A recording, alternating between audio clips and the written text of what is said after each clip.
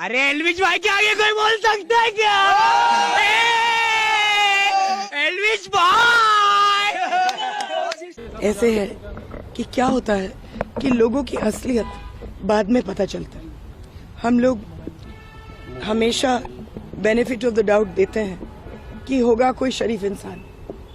बाद में पता चलता है कि टीआरपी बढ़ाने के लिए कुछ लोग कुछ भी कर सकते हैं और एक दफा थोड़ी सी चस्का लग गई मशहूरता की तो फिर वहाँ हेडलाइन में रहने के लिए कुछ भी करने के लिए तैयार है।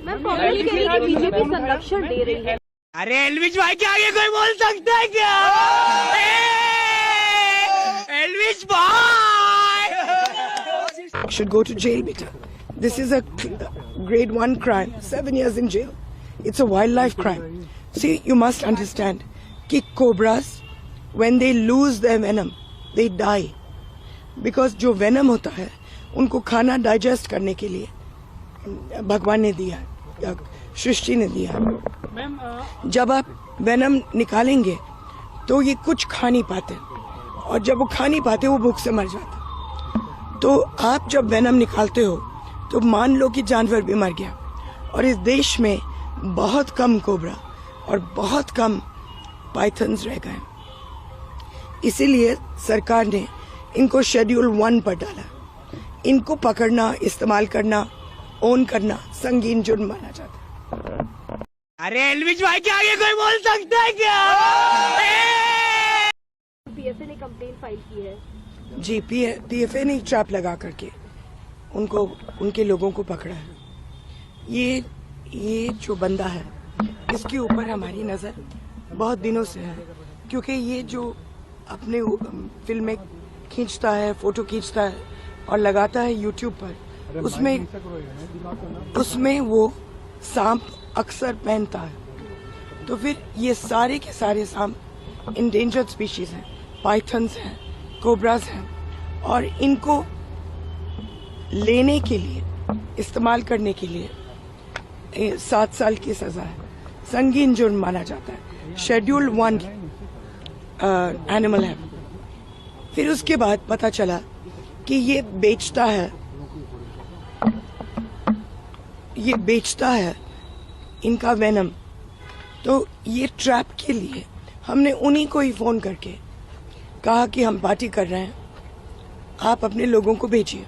पहले उसने लोगों को भेजा देखने के लिए कि ये ट्रैप है या क्या है, लेकिन उसको लगा कि सब कुछ सही है, तो 5 लोगों को भेजा स्नेक वेनम के साथ और सांपों के साथ, और ये सप्लाई करता है गुड़गांव में और नोएडा में।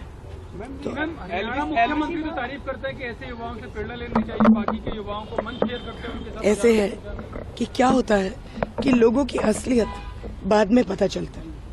हम लोग हमेशा बेनिफिट ऑफ द डाउट देते हैं कि होगा कोई शरीफ इंसान।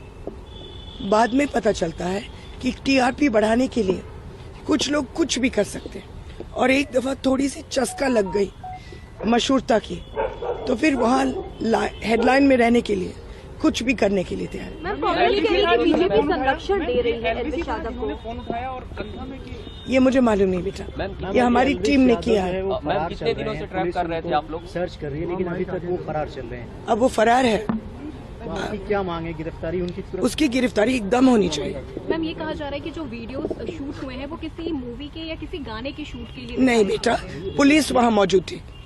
एसएचओ सेक्टर 49 के खुद गए और उनकी मौजूदगी में ये वीडियोस शूट हुए हैं, और भेजा मैंने ही भेजा। मैम, कितने दिनों से आप लोग इसको ट्रैप करने? कई दिनों से बेटा। मैम, ये टोटल कितना रुपए का पेमेंट हुआ था और कितने रुपए पेमेंट किस थ्रू गए थे?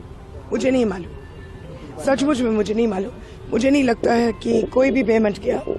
मुझे लगता है कि उनको कहा गया कि यहाँ आओ तो पेमेंट हाथों हाथ मिलेगा। मैम, जब ये एफआईआर हुई, क्योंकि कल ये नोएडा पुलिस ने की थी, आज तो न्यूज पेपर्स में भी है, तो बाद में पूछताछ में कुछ नाम सामने आए, तो क्या एल्विश ने आप लोगों को कोई कांटेक्ट करने की, पुलिस को कांटेक्ट करने की कोशिश की है?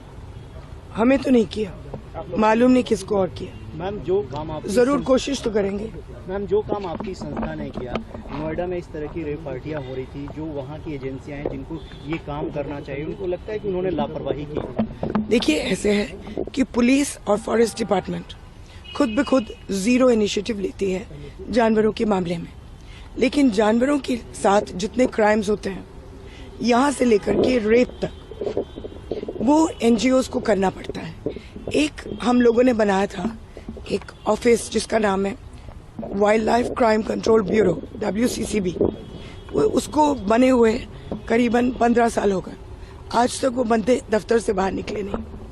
तो एनजीओज काम करते हैं, लेकिन मैं खुश हूँ कि पुलिस ने एकदम रिस्पॉन्ड किया और फॉरेस्ट डिपार्टमेंट ने मैम, भी। could you talk about the legal repercussions this may have for Elvis Yadav? He should go to jail, beta. This is a grade 1 crime. 7 years in jail. It's a wildlife crime. See, you must understand कि cobras, when they lose their venom, they die. Because जो venom होता है, उनको खाना digest करने के लिए भगवान ने दिया या सृष्टि ने दिया।